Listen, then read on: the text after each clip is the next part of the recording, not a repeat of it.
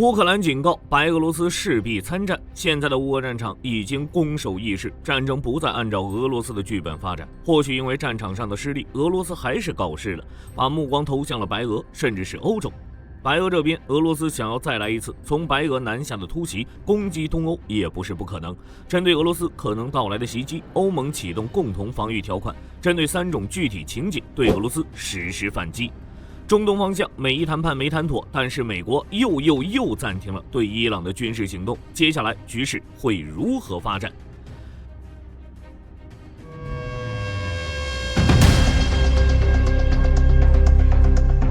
前段时间，泽连斯基放出个狠话，说俄罗斯正盯着切尔尼戈夫和基辅方向，准备再来一次从白俄南下的突袭，甚至还要对乌克兰的决策中心进行打击。顺带再吓唬一下北约国家，这事儿听起来挺刺激，但结合最近的局势来看，还真不是空穴来风。俄罗斯和白俄走得太近了。之前俄罗斯国防部长专门跑了一趟白俄罗斯，找卢卡申科面谈，核心议题就一个：加强防务合作。不仅要搞部队联合指挥，还要培训白俄士兵，甚至定好2026年9月要搞一场大规模联合军演。在泽连斯基看来，俄军这是在手把手教白俄怎么打配合，准备拉好兄弟下水。现在的乌白边境，白俄军队正在向边境疯狂邀人，卢卡申科也是直接放话，全军进入高度戒备状态，随时准备在本土开战。如果局势失控，白俄军队直接原地扩充到50万人。边境线上也是热火朝天，修公路、建炮兵阵地，新建的哨所距离乌克兰边境只有短短的860米。卢卡申科这么高调，明眼人都看得出来，这是在配合莫斯科打牵制战术。但乌克兰根本不惯着，边境战备直接拉满，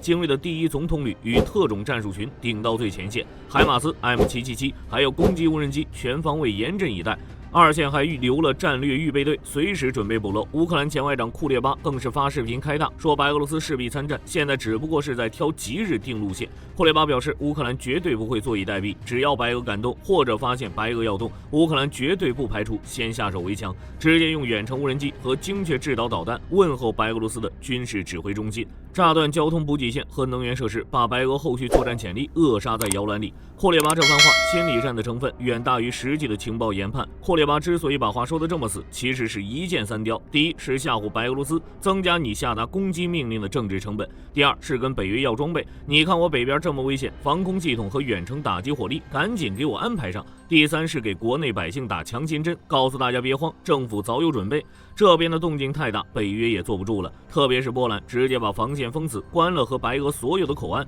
，4万波兰大军已经推到了东部边境。这还不算完，英法德等国的阵风和台风战机都已经飞进波兰待命，警告白俄别乱来。说实在的，白俄罗斯只是一个人口900多万、常备军只有7万人的小国，如果真要下场肉搏，纯粹就是嫌命长。从白俄的角度来看，卢卡申科那是出了名的人精，嘴上喊着扩军50万，但一直强调这是防御性准备，而且白俄军队根本没经过实战检验，真要拉到满天都是无人机的现代战场，根本适应不了。卢卡申科不会算不明白这笔账。至于俄罗斯真正的目的，就是想通过在北线搞事情，把乌克兰原本就不富裕的兵力死死定在基辅，让你没法把主力调到顿巴斯或者扎波罗热去。就结果来看，如今的乌白边境局势确实已经到了临界点。如果俄军在前线打得不顺，不排除真的会在北线搞一票大的，开辟第2战场。至于白俄敢不敢动，我们拭目以待。乌俄前线，俄罗斯剧本被彻底掀翻，打了4年多，这场俄乌战争的走向已经完全偏离了俄罗斯原本的设想。经济学人直接给莫斯科泼了一盆冷水，指出俄罗斯在乌克兰已经开始节节败退，引以为傲的春季攻势全面停滞，伤亡数字更是高得吓人。与此同时，克里米亚的巡逻舰也被乌克兰的无人机搞出了心理阴影，不仅自掏腰包套上了防护网，连克里姆林宫都开始喊话，要求重启谈判。那么乌俄前线到底打成了什么样？俄罗斯的剧本到底是怎么崩的？乌俄战争，俄罗斯越打越亏。按照经济学人的说法，俄罗斯的日子是真不好过。春季攻势没打出什么水花就算了，人员损耗还异常惨重。根据他们算的一笔账，截止到5月12日，俄军阵亡人数大概在28万到51.8万之间。如果加上受伤的，总伤亡数字直接飙到了110万到150万。这意味着俄罗斯战前适龄的男性里，有大约3%都在这场战争中非死即伤。这还没完，乌克兰总参谋部在5月18日也发了战报，说俄军损失已经突破了135万，实际伤亡人数可能比这还要高。人搭进去了这么多，地盘抢到了吗？答案是没有。从2026年年初开始算，俄军费了那么大力气，仅仅占领了大约220平方公里的土地，大概也就占乌克兰总面积的0.04%。但在同一时间段里，乌克兰反手就收复了189平方公里。最要命的是，在2026年4月份，俄罗斯迎来了自2023年以来的首次净亏损。整个4月，俄军损失了3.5万人，结果领土没增加，反而倒贴了116平方公里。之前莫斯科一直有个算盘，觉得自己资源多，耗得起，只要在前线持续施压，早晚能把欧洲耗到疲惫，最后逼着乌克兰妥协。但现在前线这种高昂的代价与微乎其微的进展，直接把这个论点击碎了。现在的局势已经变了，以前大家问俄罗斯还能抢多少地，现在的问题变成了俄罗斯还能守住多少地。如果这不是夏季攻势前的战术喘息，那这就是这场战争的转折点。估计也是感觉到了前线的压力，克里姆林宫发言人佩斯科夫公开表态说，俄罗斯希望重启谈判，甚至还点名希望美国能继续发挥作用来实现和平。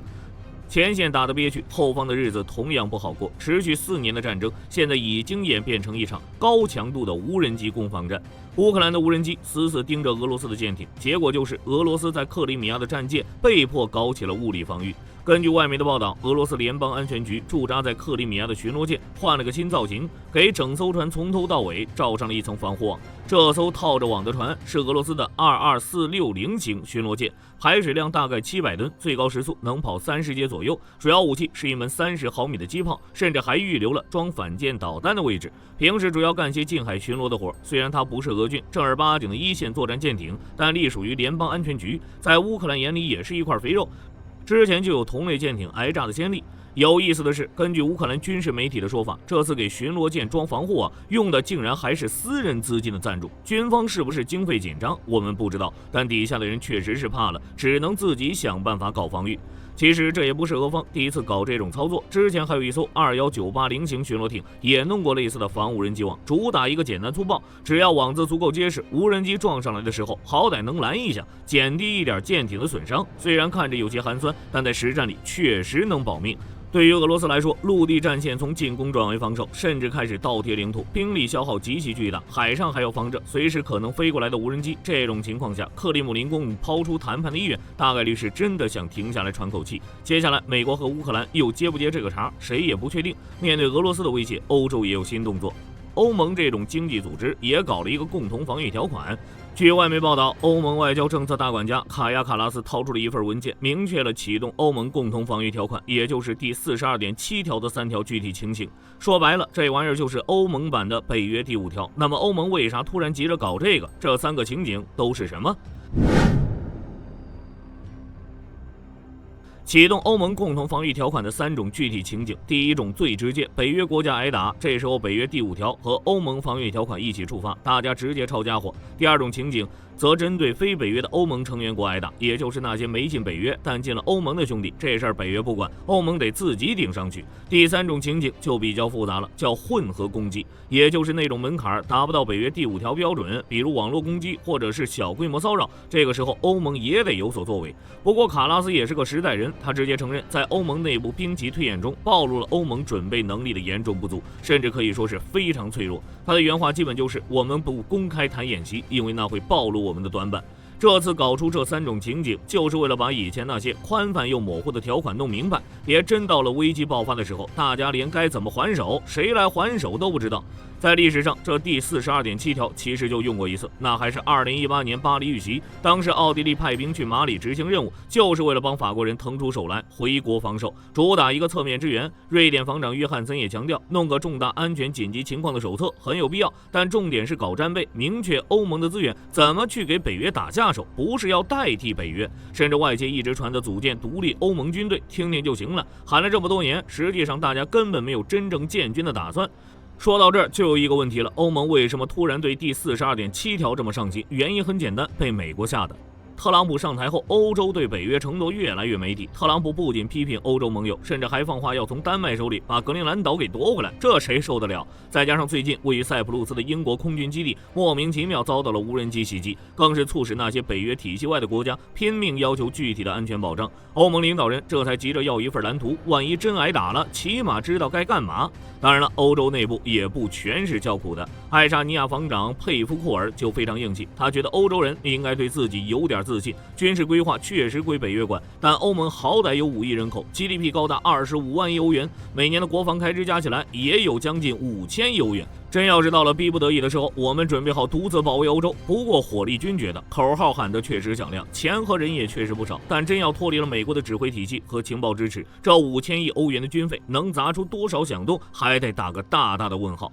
毕竟兵棋推演的结果已经摆在那里了，一堆漏洞。现在的欧洲最大的问题不是缺钱，而是真出了事儿，这几十个国家能不能把心往一处想？这点事儿搞不明白，再多的情景推演也是白搭。另一边，立陶宛外交部长布德里斯在接受瑞士媒体采访时，直接放出了一句相当炸裂的狠话：如果有必要，北约有绝对的能力把俄罗斯在加里宁格勒的基地彻底夷为平地。对于欧洲来说，加里宁格勒这个俄罗斯飞地一直都是卡在北约阵营里的一根刺，立陶宛刚好就跟他挨着，平时没少受心理折磨。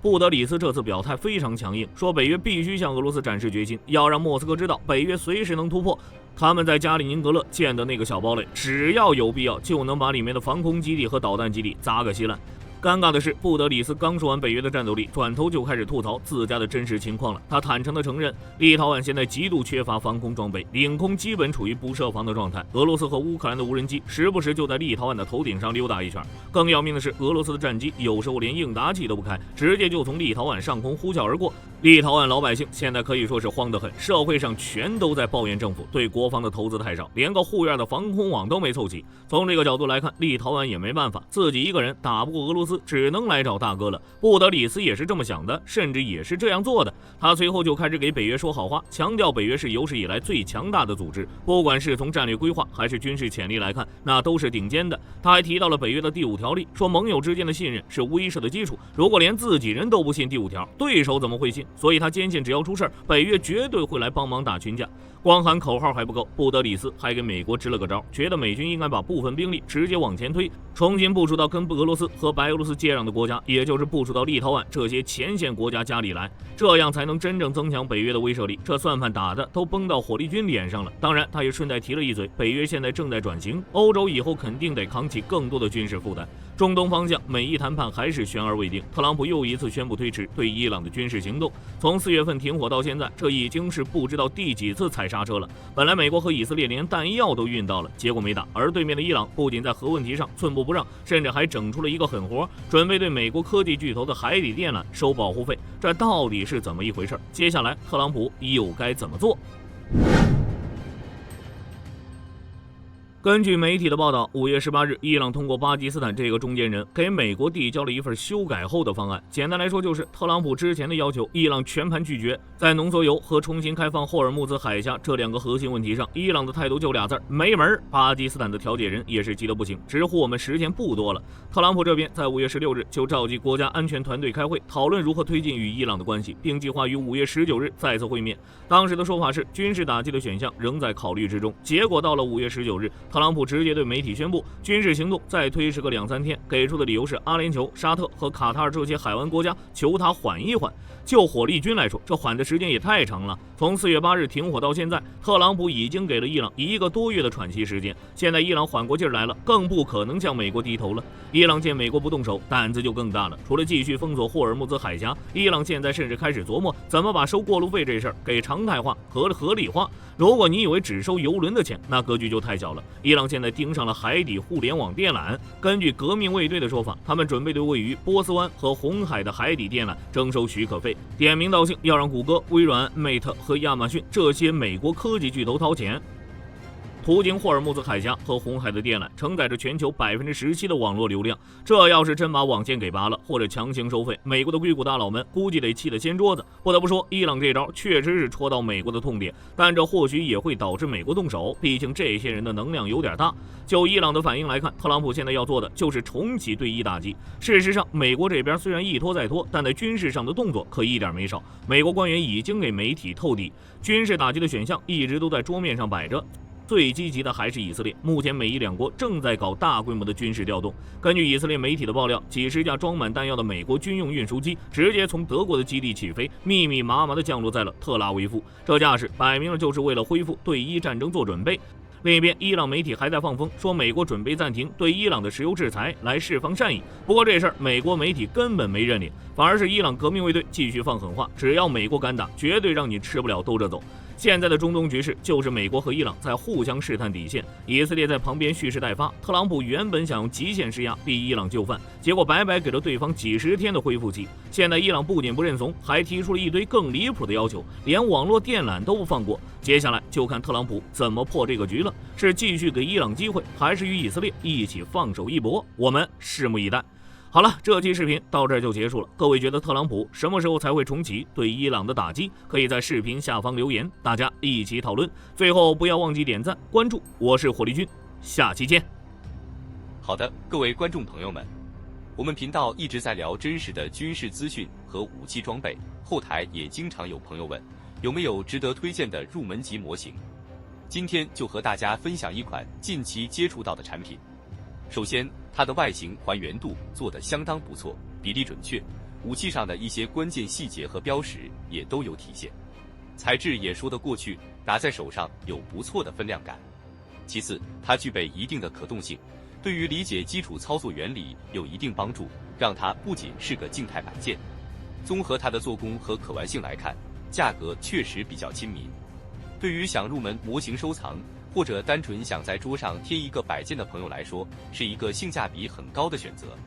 商品链接已经给你们上了，感兴趣的朋友可以自行了解。